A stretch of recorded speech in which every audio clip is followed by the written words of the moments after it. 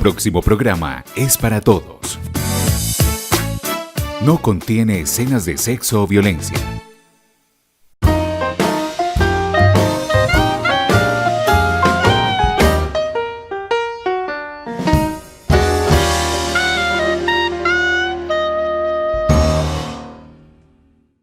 Un saludo a los televidentes de Diciendo con la Vilma y nuestro tinto de hoy, que es de Café La Traviesa, café de origen, no lo vamos a tomar con un tema muy especial y se trata de los delitos informáticos. Y para ello tenemos como invitada a la doctora Elena Patricia Posada, quien es abogada especialista en procedimientos penales. Doctora, bienvenida a Diciendo con la Vilma y gracias por haber atendido nuestra invitación. Muchas gracias a ustedes por la invitación. Para mí es siempre un placer poderlos acompañar. Con usted tocamos temas como muy didácticos que de verdad le enseñan a los televidentes. Sí, de eso se trata. De que el derecho penal deje de tener una figura muy abstracta y se convierta en algo que la gente pueda realmente interpretar y conocer. Eso está muy bien. Bueno, hombre, ¿qué es eso de los delitos informáticos? Bueno, cada vez que estamos hablando de un delito es porque estamos hablando de una conducta que es típica, que es antijurídica y por lo tanto conlleva una pena. Digámoslo así también antisocial. Sí, lo que pasa es que el delito, para ser delito, tiene que estar configurado, escrito dentro del Código Penal colombiano. Lo que no se encuentre dentro del código no está considerado como delito. Además, debe tener una pena, es decir, si usted infringió la norma o cometió ese delito, cada delito, de acuerdo a su modalidad, tiene una pena. Cuando hablamos de delitos informáticos, entonces estamos hablando de esas conductas antijurídicas tipificadas dentro del código y que se consolidan, se realizan o se ejecutan por medios tecnológicos. Cuando hablamos de medios tecnológicos, estamos hablando de correos electrónicos, estamos hablando de teléfonos celulares, estamos hablando de WhatsApp. Y en este momento es un delito que se ve constantemente y que nuestro municipio no es ajeno a él. De hecho, vemos personas que todos los días están poniendo en conocimiento a las autoridades mediante denuncias porque son víctimas de esos delitos informáticos. Pensando en este programa, recordaba yo cómo nuestros papás se preocupaban mucho cuando nosotros estábamos peladitos, era porque que no nos fuéramos muy lejos de la casa, con quién nos estábamos juntando, ¿sí? Y a qué hora nos íbamos a acostar, más que todo era eso, ¿sí? Hoy, a pesar de estar en la casa, pues ya hay que estar todavía más preocupados. Sí, yo pienso que en nuestra época la preocupación que tenían los papás era salir a la puerta y decirle a uno, por favor, éntrese. Sí. Ahora yo pienso que los mayores peligros se están pasando incluso al interior de las casas. Y están pasando es por varias razones. Primero, los jóvenes que tenemos hoy en día han tenido un gran avance o una gran capacitación en el manejo de las redes. Entonces, un muchacho de 10, 11, 12 años está pidiendo a sus padres de Traído de Niño Jesús un teléfono de alta tecnología. Mientras que los papás no saben manejar esos equipos tecnológicos. Eso es una realidad. Entonces vemos que los muchachos tienen correos electrónicos, que tienen el WhatsApp, que están en TikTok, que tienen Face. O sea, manejan una cantidad de redes que ni siquiera nosotros como adultos las sabemos manejar. Y ahí es donde empieza realmente el peligro. Porque nuestro niño o nuestra niña no sabe con quién está manteniendo una comunicación por medio de las redes. Entonces muchas veces ese adolescente está pensando que está teniendo una conversación con otro adolescente y por la confianza o por el desconocimiento llega a acceder a tipos de informaciones que posteriormente le van a generar muchas dificultades, muchos conflictos, mucha vergüenza, y cuando ese delito genera vergüenza, llevamos a una escala de mayor dificultad. ¿A qué me refiero con eso, Juan Carlos? Dentro del municipio hemos tenido menores de edad que le dicen a uno, a mí alguien me solicitó amistad, era una niña más o menos de mi edad, empezamos a tener conversaciones de índole femenino o de índole masculino y me preguntaban, por ejemplo, ¿ya usted tuvo su primera menstruación? Sí, yo la tuve. ¿Qué se siente? ¿Cómo es? Y trataban de hacerlo, era desde la parte informativa. Pero de una manera pues muy sutil empiezan a tener unas conversaciones como muy de amigas. Muy de amigas y muy O de amigos, sí. el desarrollo físico. Entonces es, ¿cuántos años tienes? ¿Ya tienes periodo menstrual? ¿Cómo ha evolucionado tu aspecto físico independientemente de ser un hombre o una mujer? Ajá. Y en ese acto repetitivo de las conversaciones van generando mucha confianza. Tanta confianza que muchas veces la otra parte le dice, yo quiero que me muestre ciertas partes de su cuerpo que yo le voy a mostrar las mías porque yo no quiero decirle a mi papá o a mi mamá porque me da vergüenza. En cambio, usted y yo pues llevamos hablando mucho rato de esa situación. Una vez ese menor accede a mostrar ciertas partes de su cuerpo, entonces ya la otra persona le dice, usted va a tener que hacer tal cosa porque de lo contrario voy a publicar esas fotos, la voy a poner en evidencia, y esos menores entran en unos estados de angustia y de vergüenza que muchas veces ni siquiera quieren poner en conocimiento de esa situación a sus papás, y ya ese conflicto escala a una situación mayor, porque el menor muchas veces accede por desconocimiento a prácticas mayores con tal de que no se entere y el problema va a ser mucho más grande. Bueno, entonces, dos cositas. La primera, creeríamos que esas cosas solo suceden en las grandes ciudades, en las grandes urbes, y que en estos pueblos pues difícilmente pase eso porque somos muy sanos con esas cosas. Y lo segundo, que lo que usted decía, de esas conversaciones tan de compinches, de amigas, ¿sí? Ya escalan a no solo unas conversaciones, sino ya como unas amenazas. Sí, claro. Sí. Entonces, eso no pasa solo en las ciudades. No. En cuanto a eso, yo pienso que estamos completamente desinformados.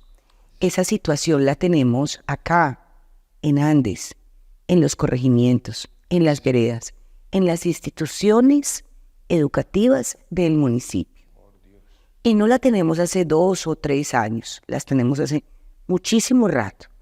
Se ha tenido conocimiento directo de niñas o niños que han accedido a cierto tipo de fotografías o de situaciones que después lloran, lamentan, porque no solamente es sentirse engañados, es sentirse defraudados por esa confianza que generan con esa otra persona, sino que también es ese aspecto de bullying, de carga emocional que les generan los otros cuando empiezan a decir ella, él, es el que aparece en Face desnudo o desnuda, o haciendo X o Y situación.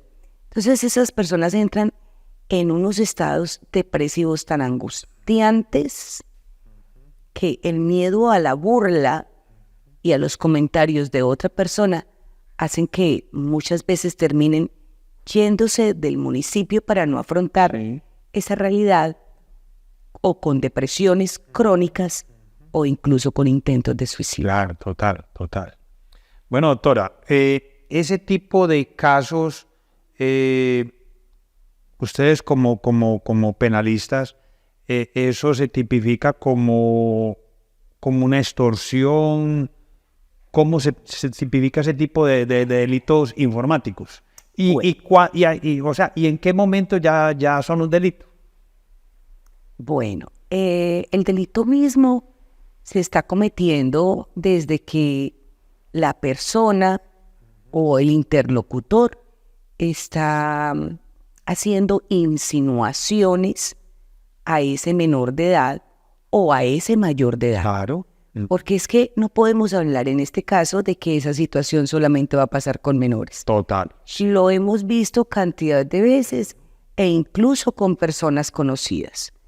Personas que le dicen a uno, yo tenía una relación afectiva, sentimental, era mi pareja, llevábamos 4 o 5 años, en un momento determinado él estaba en un lugar, yo estaba en otro, nos vimos por cámaras, accedimos a realizar actos sexuales virtuales. Sí.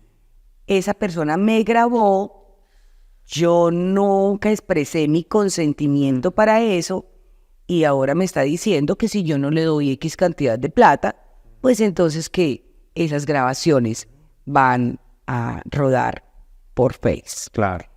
Entonces, ahí es como ese aprovechamiento, esa extorsión que yo le estoy haciendo a esa persona de que si no me da un dinero o algo que yo esté pidiendo, pues voy a poner en conocimiento esa situación, estaríamos hablando de una extorsión.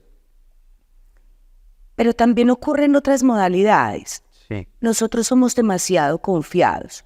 Entonces nos llaman por el teléfono, nos preguntan, ¿usted es fulano de tal? Sí, claro, yo soy fulano de tal, lo estoy llamando del banco X o Y, necesitamos confrontar una información y no terminan confrontando ninguna información, sino haciendo preguntas en las cuales uno da la información. Y cuando uno menos pensó, pues ya no tiene dinero en la cuenta. Entonces ahí uno sería el extorsivo porque me está exigiendo a cambio de un dinero. Y el otro pues es un hurto ni siquiera agravado por la confianza porque yo creí que realmente lo estaba haciendo era una entidad bancaria y simplemente lo que hicieron fue vaciarme la cuenta. Otros pueden ser los acosos sexuales. Es que le escribo por WhatsApp, te acabo de ver, estás con tal ropa, se te ve muy bonito esto, yo quiero esto. O sea, ese acecho constante que se convertiría en un acoso sexual virtual. O también ya es esta extralimitación de simplemente publicar no lo que yo quería consumar, sino lo que consumé en un encuentro sexual virtual que ahora es muy dado. Bueno, pero entonces, una persona que se siente ultrajada, que se siente ofendida por algo que hizo y que pretendía pues que eso quedara en la intimidad, porque eso son cosas íntimas, inclusive hasta una extorsión, hasta, ¿cómo se dice? Hay veces que a una persona, como decimos por acá en los paisas, nos tumban y uno quiere que nadie se dé cuenta porque en realidad queda uno en el ridículo, ¿sí? Pero entonces eso sale a relucir y uno se siente mal por eso. ¿En qué momento puede acceder uno a la justicia para poner en conocimiento ese tipo de situaciones que está pasando? Y si se puede actuar desde la justicia o ustedes como penalistas pueden trabajar ese tipo de casos. Sí. Se acude a la justicia desde el momento mismo en que te están haciendo una exigencia. ¿Cierto? Porque si recibes una llamada y te dicen, que también se ha vuelto muy habitual, tenemos un familiar suyo que se acaba de accidentar en una moto, por favor realice una consignación a tal número de cuenta. La gente inmediatamente por el temor y la presión que están ejerciendo de su familiar, pues se les olvida mirar el resto del contexto y terminan realizando unas consignaciones. Aparentemente diría uno, pues es que no lo obligó. Usted fue y realizó esa consignación porque a usted le provocó. Sí, claro, yo la hice porque me provocó. A mí nadie me obligó a hacerla, pero fue que me antepusieron una situación que me puso en menor condición o en menor capacidad para reaccionar de manera inmediata. Entonces lo que uno tiene que hacer es poner en conocimiento a las autoridades, hacer la denuncia respectiva y mínimamente dejar ese precedente. Porque es que cuando no lo hacemos, le estamos diciendo a esa persona, continúe haciendo y lúcrese porque nadie ha reportado nada. Entonces lo que tenemos que hacer es interrumpir esa cadena que permita la continuación o el concurso heterogéneo o homogéneo de esa conducta delictiva. Bueno, resulta de que a esta niña María la están metiendo en este tipo de situaciones y entonces ella quiere denunciar a esa persona, sí, pero pues como ellos se cuidan y eso es un perfil falso, entonces ¿a quién voy a denunciar? ¿A quién va a denunciar María? Si esa persona quizás es otra persona. Sí, y es lo que generalmente ocurre. Pero la Fiscalía para eso tiene unos peritos e investigadores e informáticos, que son quienes realizan los actos investigativos a fin de poder determinar dónde están las personas, cuál es la red y realmente quién hay detrás. Eso obviamente requiere una investigación de especialistas. Sí. No es una investigación que va a realizar el fiscal, no es una investigación que va a realizar el abogado especialista en penal, no es una función que va a realizar el juez. Es un especialista en delitos informáticos que va a hacer todos los análisis respectivos a fin de poder llevar a la fuente de la comisión del delito. Y digámoslo así, se puede dar, a pesar de que sea un perfil falso, como se dice, se puede lograr dar con esa persona de ese perfil. Sí, efectivamente se logra. Sí. Es como si dijéramos en este momento, ¿será que se logra construir un edificio de 100 pisos? Ajá. Pues para nosotros que lo que hacemos es tomar café, nos va a quedar muy difícil. Claro. Pero para el especialista puede lograrlo. Total. De hecho, no hay un delito que sea 100% perfecto. Dicen que no hay delitos Siempre perfectos. se deja la huella. Una cosa encadena a la otra. Llámese fotografías, lugares, grupos de amigos, fotos que asocia, número de personas con las que establece amistades. Y entonces por ese medio es que se logra determinar quién es la persona que está detrás de ese perfil. Qué bien, qué bien. Más o menos, ¿qué tipo de pena debe de pagar una persona que haya incurrido en un delito de estos? Bueno, es muy relativa. Sí. Y es muy relativa porque generalmente esos delitos ocurren de manera repetitiva, es decir, en concurso. Generalmente quien me llama y me pide algunas claves, contraseñas, códigos o números de mi cuenta, no solamente lo está haciendo conmigo, sino que lo está haciendo con varias personas. Varias personas. Qué bien. Entonces, eso nos da la condición de un delito agravado en concurso heterogéneo, ¿cierto? Ya. Entonces, de acuerdo a la cantidad de comisión de delitos, se pone una pena. Con los menores sucede igual. Sí. Son penas muy altas porque nuestro Código Penal y nuestra Constitución Política hace énfasis reiterativo en el cuidado y la protección que tenemos que tener con los O menores. sea, si es con menores, puede ser mayor la pena. Claro, el mero hecho de que un delito como ese se cometa con un menor, automáticamente la pena es superior a si se cometiese con un adulto. Una persona adulta. Porque se presume que el adulto está en esa capacidad de entender si lo que está haciendo lo está haciendo con consentimiento, si es su deseo, y ya se tiene la capacidad para tomar una decisión. Pero cuando se es un niño no se tiene la capacidad. Generalmente el niño accede a una gran cantidad de cosas o por temor, o por engaño, o por desconocimiento. Claro que sí. Los niños son muy vulnerables. Demasiado vulnerables. Y lastimosamente leía yo hace días como en Colombia somos más o menos cerca de 50 millones de habitantes, pero pueden haber 100 millones de celulares. Sí, o sea, casi que 2 celulares por persona. Tremendo eso. Entonces, el acceso a la tecnología está en cualquier momento, en cualquier parte. Y creo que ahora es muy difícil encontrar un hogar donde no haya un computador. Entonces nos encontramos con que en una vivienda habitan 4 o 5 personas, cada una con sus celulares de última tecnología y además el computador. Sí, es tremendo. Doctora,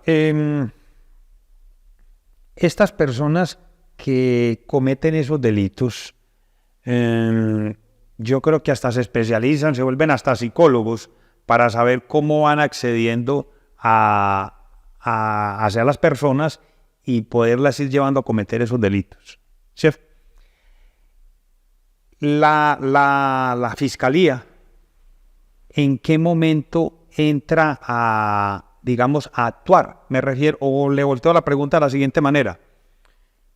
El niño o el adulto, ¿en qué momento puede acceder a que le ayuden e inclusive a denunciar? ¿En qué momento del proceso en el que en el que lo están metiendo? ¿En qué momento? De manera inmediata. A mí me llaman y me dicen, por ejemplo, la estamos llamando de X entidad para que nos proporcione X datos. Entonces lo primero que tenemos que hacer es no ponernos en contacto con nadie. Nosotros tenemos que ir directamente al banco, que es donde tenemos los asesores, a las personas que conocemos, y efectivamente si necesitamos realizar transacciones, pues hacerlas de manera directa. Desde ese momento en que a mí me llamaron, yo debería ir a la fiscalía y decir, me pasa esto, me están llamando de este número de celular, porque muchas veces ya se tienen algunas líneas identificadas y que eso sirva para hacer un rastreo. Con la persona que están extorsionando. Es que a mí me llamaron y me dijeron que si yo no daba X cantidad de plata, pues entonces me exponía a X situación. Desde ese momento mismo, porque es el momento en el que usted se está convirtiendo en el objetivo para que la otra persona realice ese delito. A partir de ese momento usted es víctima y como víctima tiene que gozar de toda la protección que se le tiene que dar desde el ámbito del derecho. Qué bien, excelente. Bueno, un niño que está siendo objeto de este tipo de situaciones, usted es mamá, muchas personas lo son. ¿Cómo puede intuir un padre de familia que un niño puede estar metido en ese tipo de cosas? Bueno, pensaría yo a modo personal que lo primero que tenemos que tener en cuenta es qué número de horas o de minutos permanecen nuestros menores con un celular o con un computador de manera activa. ¿Y qué están viendo? Pero lo segundo que tenemos que identificar es qué están haciendo en ese celular. Porque es que la tecnología como tal no es un problema. es una herramienta de trabajo. Pero el uso que obtengamos o realicemos a esa tecnología es el problema. Entonces muchas veces nos encontramos personas que desde muy temprana edad le están diciendo al niño tenga el celular para que juegue, Claro. entreténgase mientras yo realizo determinada actividad. Claro. Ahí es cuando yo, como papá o como mamá, estoy perdiendo el control del buen uso de ese aparato tecnológico. Entonces, mínimamente lo que tengo que hacer es mirar cuánto tiempo permanece mi hijo en ese desarrollo de la tecnología, qué está haciendo y qué utilidad le está dando. Muy bien. Y por más horrible que parezca, no nacimos en la era de la tecnología, pero eso no significa que nos tengamos que quedar sin conocerla. Los papás tenemos la obligación de conocer de la tecnología simplemente para salvaguardar a nuestros hijos. Perfecto. Ahora usted decía, doctora, de cómo estas situaciones pueden afectar a una persona al punto de quererse ir hasta del municipio, ¿sí? Un municipio de acá de Antioquia, que se llama Carolina del Príncipe, yo leí esa noticia y me costaba creerla, pero era de un medio informativo muy serio, entonces la creí. Esta serie de información a través del celular, donde se crean cuestiones falsas o chismes, estaban ocurriendo tanto allá en ese pueblo que las autoridades que ya no sabían qué hacer, y personas que estaban optando por desocupar el pueblo, o sea, familias enteras que se estaban yendo debido a que las estaban metiendo en una serie de enredos, de chismes, de situaciones sexuales que estaban haciendo que más bien se tuvieran que ir del municipio, pero es que hablaban de una cantidad exorbitante de habitantes de ese municipio. Tan tremendo eso, y eso puede estar aquí, Claro, aquí detrás de la oreja, como se dice. eso lo tenemos y lo tenemos acá.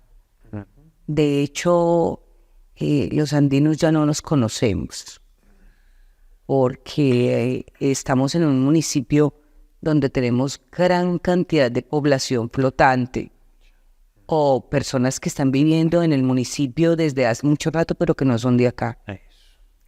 Crear redes de apoyo son necesarias y esas redes de apoyo no solamente desde el ámbito de lo que ocurre después.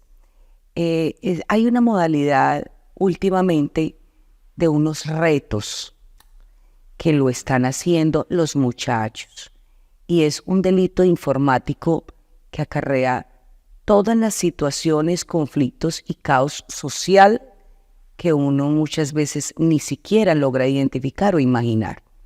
Alguno de esos retos que empieza, por ejemplo, un joven, hombre o mujer, descubre en TikTok, en Face, algo que ellos denominan reto.